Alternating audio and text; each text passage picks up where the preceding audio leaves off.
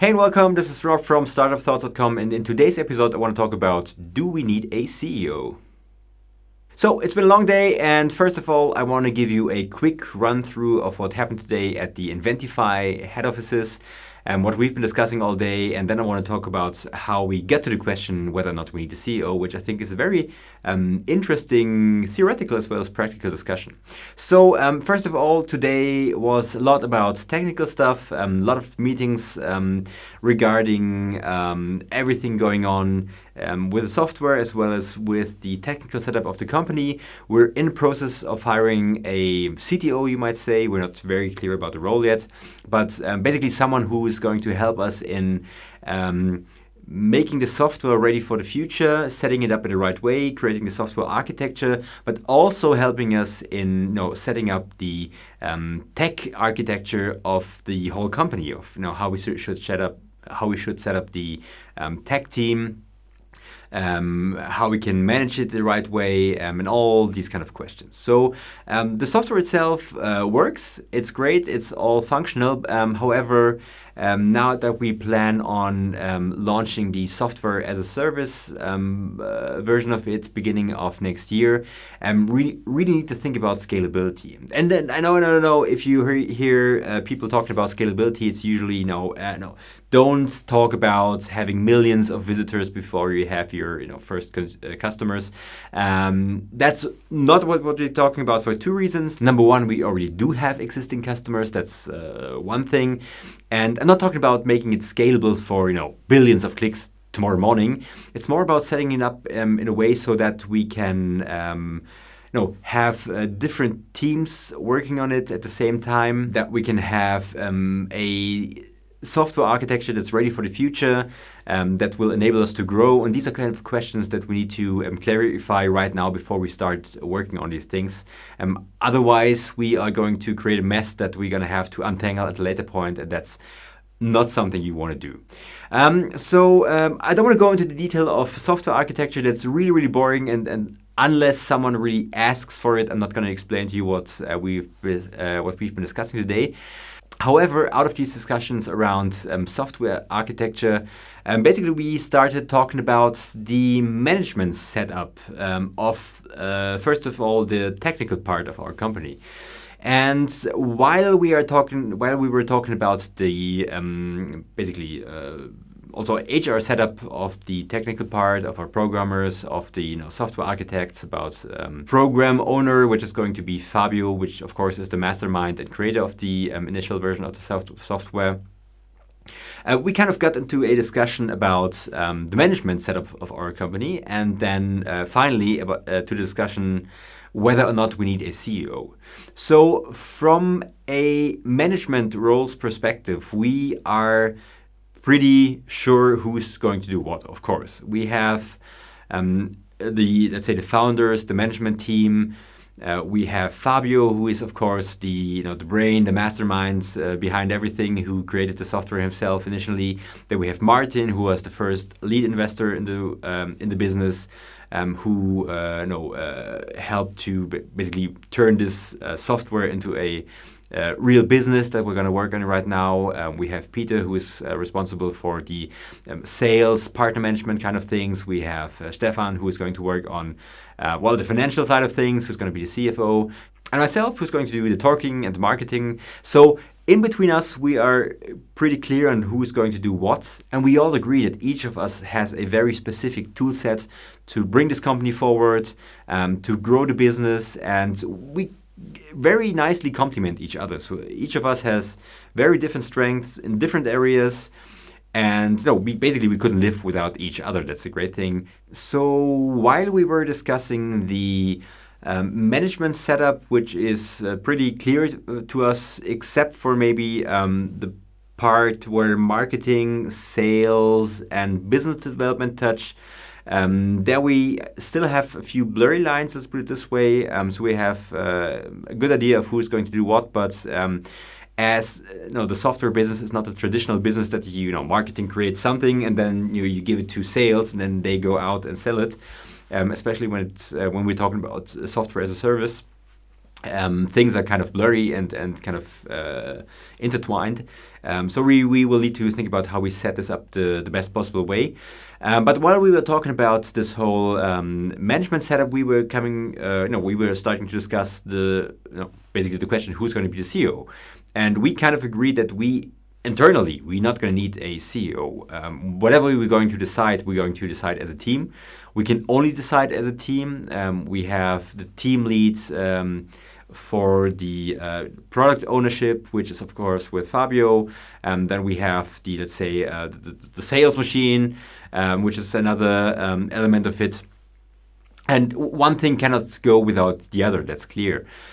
So in between us, we don't really think we need a CEO at this point. But we started to discuss this question openly. So do we need a CEO, yes or no? And one of the inputs we got also from the new guy, who's great, by the way, who is potentially going to join us very soon. He hasn't signed anything yet, so we still hope it's going to happen.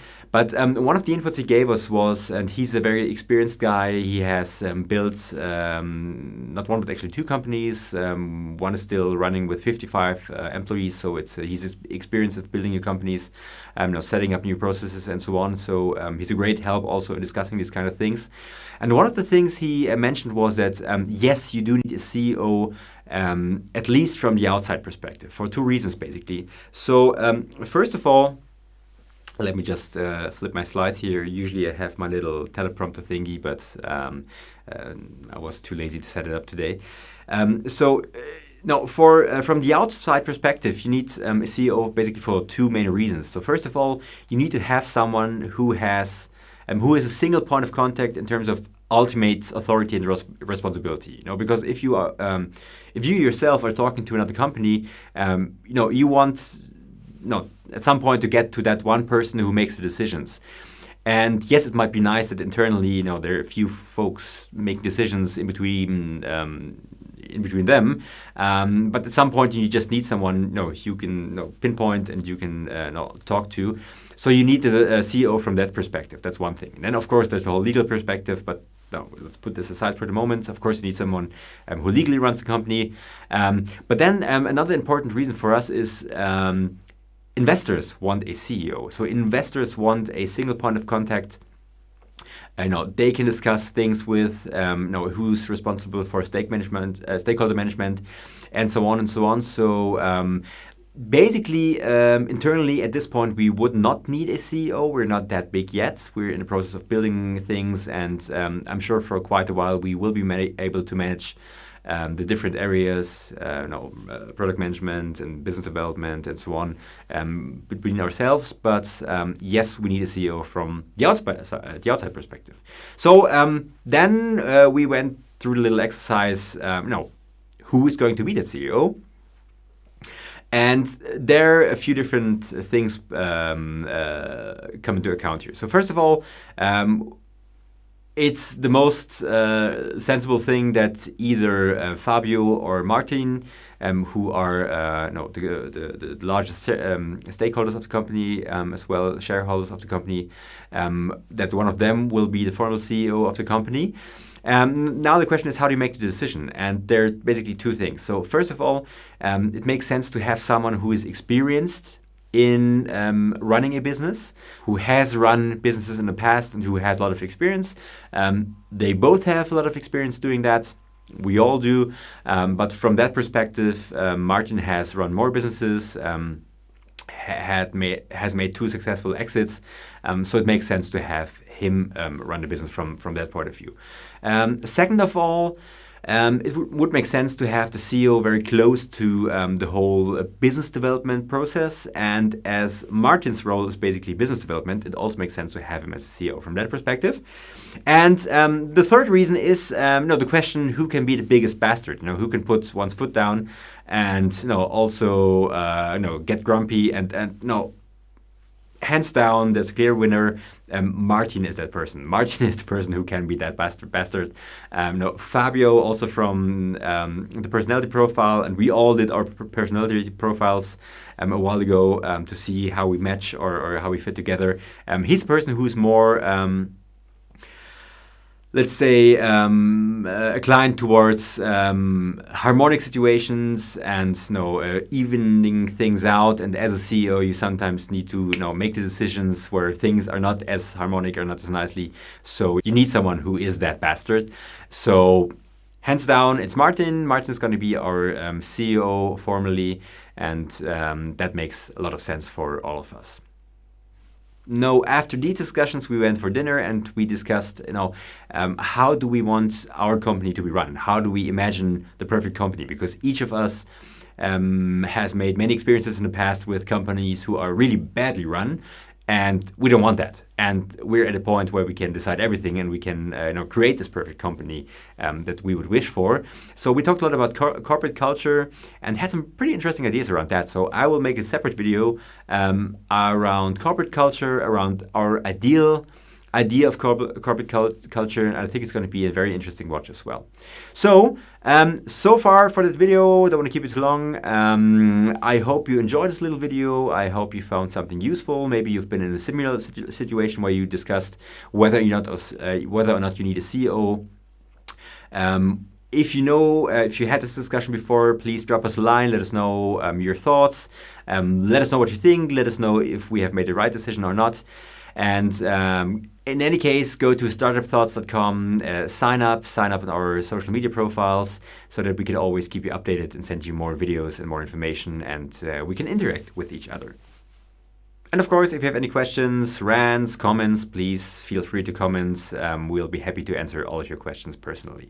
So that's it for today. Please make sure to watch the next episodes. We will talk about, first of all, how we set up our management team, how we precisely define the roles, where we see touch points, and how each of the roles contributes to our business growth.